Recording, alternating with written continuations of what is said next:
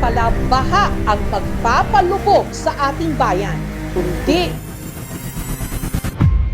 kasakiman. Ang korap na politiko ay higit pa sa mamamatay tao. Ang korap na politician ay higit pa sa magnanakaw. Pinapaikot na mga lumot yung mga utak kinukurap. Pati ka ng astig sa sapat gobyerno ang sunod bansa ating kuwag. Puro tanda, nasagawa. Sige ngiti din nakakatuwa mga puro pangako. Lahat ng tata, ubus na pasensya namin madla. Kumakalam na yung mga sikura. Biglang papasok, oportunista. Nakalimutan ka para sa pera. Pagkikisama yan ang binibenta. Diretso ka po ba sa ating Bakit ganito ang realidad? Bakit maraming Pilipino ang naghihirap? Bakit walang oportunidad? Bakit tila bang may pumipigil sa ating pag-unlad?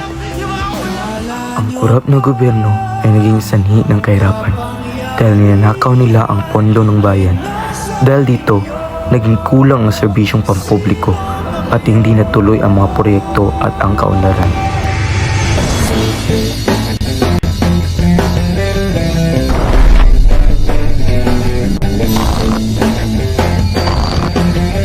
Panagutan ang mga kurap! Paninindigan, lumaban, pakialam. Korupsyon ang tunay na kalamigan. Tama na! Sobra na! Hindi libo, baby! Hindi pa, baby! Panagutan ang mga kurap! Wow! Mga katagayan! Galit na ba kayo?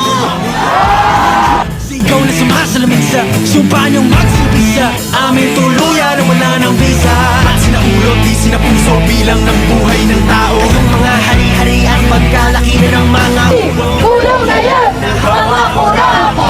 Tulong na yan! Ako pangako na ba ako dahil sa korona sa ulo nyo? Mahirap nga ba talaga ang Pilipinas?